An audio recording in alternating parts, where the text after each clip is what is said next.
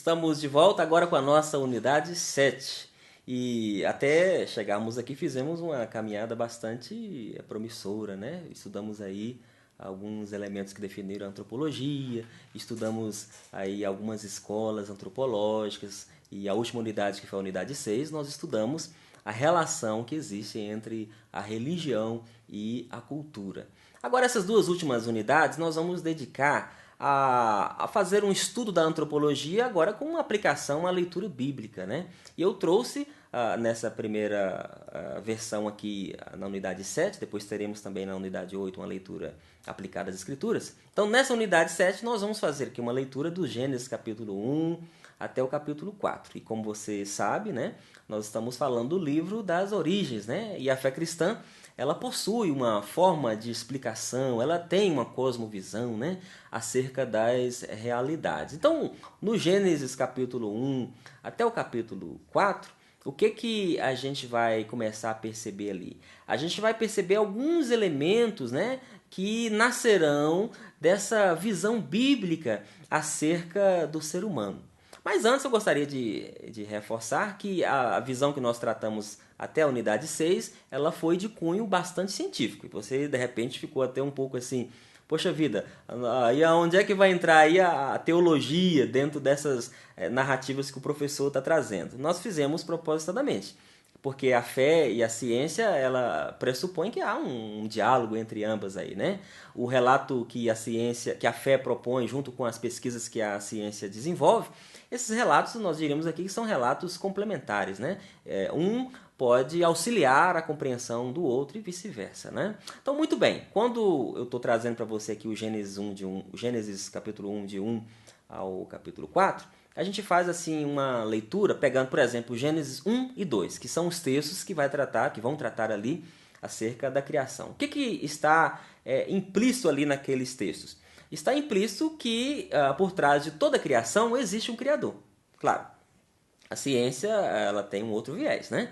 Mas no caso da Escritura, que compreendemos aqui que é revelação de Deus, e que a partir dela nós podemos compreender como que Deus se relaciona com a humanidade, né? Desde os primórdios lá da antiguidade até os nossos dias, e como que isso foi se processando ao longo desse processo de revelação que a Escritura traz para a gente, né?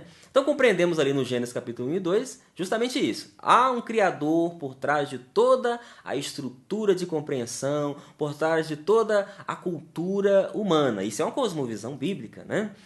Se existe um Deus que cria, esse mesmo Deus que cria, a partir desses elementos que ele vai colocando na criação, nós percebemos ali que há um ordenamento, né? De cada elemento, né? Cria o sol, ele cria os astros, ele cria peixes, ele cria inclusive, por último, o ser humano. Então, na medida que há esse concatenamento, né? de elementos que são ali criados, há uma ordenação também de sentido, né? Há uma ordenação das coisas e há uma proposição de sentido por parte da criação divina. Então, as coisas criadas e tudo aquilo que está ali presente na criação, ela vai pressupor para a gente que existe, por parte de Deus, um reino, né? Um reino que ele, de fato, eternamente existe, mas que, de alguma maneira, se manifesta a partir da criação e daquilo que Deus processa a partir do casal que ali é criado, não é? Então, em Gênesis 1, 2, percebemos que há um Deus que age na história. Então, essa ação divina, criando e, ao mesmo tempo, interagindo com aquilo que cria e com aqueles os quais ele cria, pressupõe, então, que é um Deus que não deixou a história relegada ao seu próprio destino, né? Mas é um Deus que propõe com essa cultura e com a história humana e com o próprio humano que está presente nessa história, um relacionamento pessoal. Então esse Deus que age na história, ele também governa por direito, né? E governa soberanamente. Isso aí está implícito no ato da criação. Do nada ele cria. E ao criar do nada, ele então traz à existência aquilo que na verdade não existia, não é? Ao criar o homem e a mulher, nós percebemos ali, sobretudo no capítulo 1, versículos 27 e 28, que Deus coloca então a imago Dei, né? Que é também traduzido como a imagem de Deus. Essa imagem de Deus seria então aquele potencial que ele coloca no homem e na mulher para que haja um desenvolvimento pessoal e coletivo. Então, o desenvolvimento cultural do homem e da mulher ao longo da história, ele se dá justamente por conta daquela percepção de que a imagem de Deus foi imputada, foi colocada, foi inserida no ser humano, representados ali pelo casal Adão e pela Eva, né? Então, esse desenvolvimento pessoal e coletivo, eles só podem acontecer, só podem ocorrer a partir dessa compreensão de que esse casal foi criado para que, de alguma maneira, fosse manifestados nele o testemunho desse Deus que cria, desse Deus que faz com que toda a história criada tenha ali resquícios ou manifestações da sua presença diante do humano e de todos aqueles que são criados. Então, no Gênesis 1, 27 e 28, quando Deus põe a imagem dele no homem e na mulher, já no verso 28, a gente vai perceber que existe ali uma questão que nós vamos chamar de mandato cultural. O que seria o mandato cultural?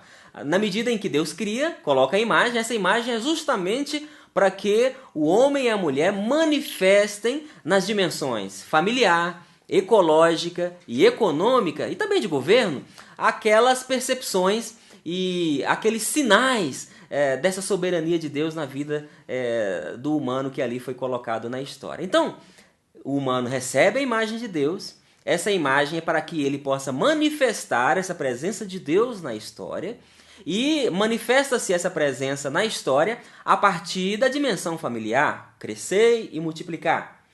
A partir da dimensão ecológica, plantai, né, desenvolvam a cultura. E a partir da dimensão de governo, cuidem da natureza, dê nome aos animais. Então, está implícito ali dimensão familiar, dimensão ecológica, dimensão econômica e dimensão de governo. Agora, chegamos no capítulo 3, que vai trazer para a gente, capítulo 3 e 4, né? Justamente um ato que ocorre com a raça humana. Então, uma cosmovisão bíblica encontrada ali, sobretudo nos capítulos 3 e 4, vai nos apresentar de que o humano, na verdade, ele caiu dessa condição. Essa imagem presente no ser humano ali, ela vai ser maculada, manchada a partir da escolha que o ser humano faz em viver a sua existencialidade, desenvolvimento da sua cultura, a partir de uma negação da soberania de Deus sobre a sua existência. Então isso ficou conhecido como queda, e a queda pressupõe então que houve uma alienação do homem para com o homem e do homem para com Deus, não é? E essa queda então vai levar o ser humano a desenvolver ações assim, podendo ser descritas no livro dos Gênesis como muito horrorosas, né? Temos ali o fratricídio, nós temos ali o senso de acusação, quando Deus então procura o homem para uma conversa, o que se percebe ali é que há um senso de acusação, né? O homem acusando a mulher. Enfim, toda a dimensão que negou aquela primeira possibilidade da imagem de Deus como sendo o testemunho dele na história e gerando a queda, a negação daquela imagem produziu no homem a queda, e essa queda então vai carecer de redenção, é o que a gente vai ver então na próxima unidade. Um abraço e até lá.